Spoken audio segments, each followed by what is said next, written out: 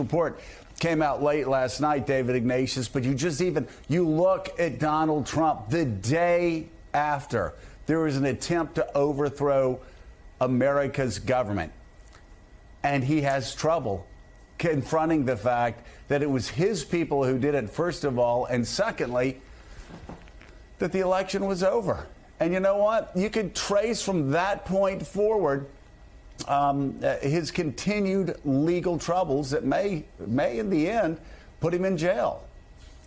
Joe, what I found in this report is the clarity that we want from investigations. So often committees come out with documents that are just a mishmash. This one is clear, well stated, and makes evident that there is one person to blame for what happened on January 6th, the person who encouraged, in a sense, organized the activity on the Capitol that became the insurrection, and that's President Trump. The evidence of Trump's knowledge that he had lost the election, was going to go forward despite that's in this report, is devastating. And I found most emphatic the committee's insistence that this person, this man, Donald Trump, who has done these things to subvert our country, should not ever hold office again. I thought that was just the absolute thunderbolt at the end of this report. This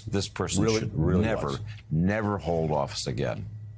You know, it was a massive report, such an extraordinarily important report. The executive summary was actually longer than most books I read.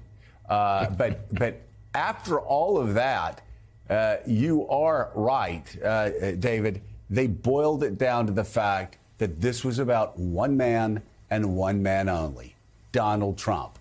At more than 800 pages, this report's broken down into 8 chapters, and it provides details from more than 1,000 witness interviews and hundreds of thousands of pages of text messages, emails, and other documents. Chapter 1 is titled The Big Lie, a reference to Donald Trump's widespread effort to push false claims about the 2020 election being stolen. That chapter notes that Donald Trump made efforts even before Election Day to delegitimize the election process by just repeating over and over again that the election would be marred by ballot fraud. Remember, I've been telling you about Chris Christie was told in the spring and summer of 2020 that Trump was already trying that out. Chapter 2 is titled, I Just Want to Find 11,780 Votes, focuses on Trump's attempt to pressure local and state officials to overturn the 2020 election results. And the next few chapters outline how Trump and his allies plan to slate of fake electors. Their efforts to get the Justice Department to cast doubt on the integrity of the election and push to convince then Vice President Mike Pence to decertify the results. Now, in a forward to the report, Vice Chair Liz Cheney wrote this in part, quote, every president in our history has defended this orderly transfer of authority, except one. January 6th, 2021 was the first time one American president refused his constitutional duty to transfer power peacefully to the next. And one could argue the two most important sentences in the report read this, quote, the central cause of January 6th was one man, former President Donald Trump. None of the events of January 6th would have happened without him. And Andrew Weissman, you know a thing or two about reports focusing on Donald Trump. Talk about this report. Does it do what needs to be done? First of all, for the historical record, but more immediately for the Department of Justice, who, people can say this report's irrelevant. This is this. No, they have done an extraordinary amount of legwork, and I'm wondering how their work, how this report helps the DOJ. I think the answer to that is in two ways. First, it is actually quite important for the department that there is sort of public acceptance and public education as to what it's going to do. If it is the case that the department brings a prosecution against Donald Trump, either for the events surrounding January 6th or for Mar-a-Lago, it's really going to be important for the public to have some sense of what are those crimes? Are they usually prosecuted? Is Donald Trump being treated the same as other people? And so just the educational function that David laid out and the clarity of this report, I mean, to me, it reads like a prosecution memo that you see internally at the Department of Justice, except it's written for the public. And so it's easily So Andrew, let me ask you this question. So we had the Mueller investigation. We had the Mueller report. People read through it. Every time somebody says the words Russian hoax to me, I said, you haven't read the Mueller report, have you? You have no idea what they uncovered, do you? So my question is this.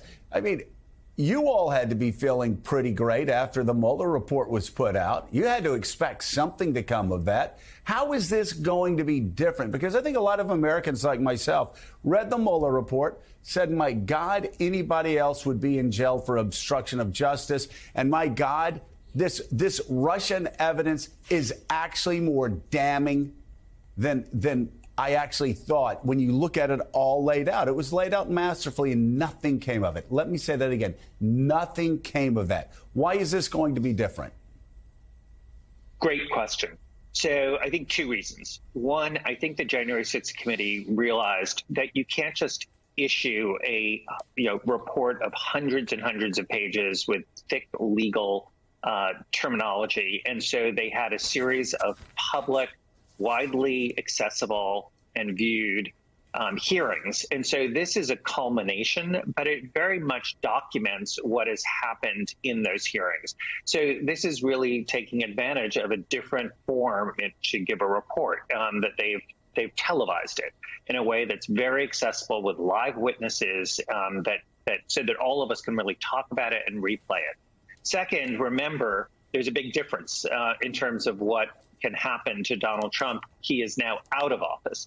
So one of the things that we did not have the ability to do is we could not indict a sitting president for any crimes. He is no longer a sitting president. And so the threat of what the department's going to do with this, I think, is palpable. That goes to the other point that you were alluding to, which is that this report both helps in terms of public acceptance, but it also lays out so much evidence. And so the department's going to be pouring through this. People like Mark Meadows and Rudy Giuliani have to be reading Chapter 3 about the fake electors and thinking, oh, my God, I have involvement in the scheme. And those are going to be the people that the department looks to prosecute and flip. So really different situation, both in terms of the sort of media savvy of the committee and also now the department's ability to bring actual charges. Yeah, and by the way, as a public service announcement, the dwindling number of Trumpers, also my Christmas present to you all, right?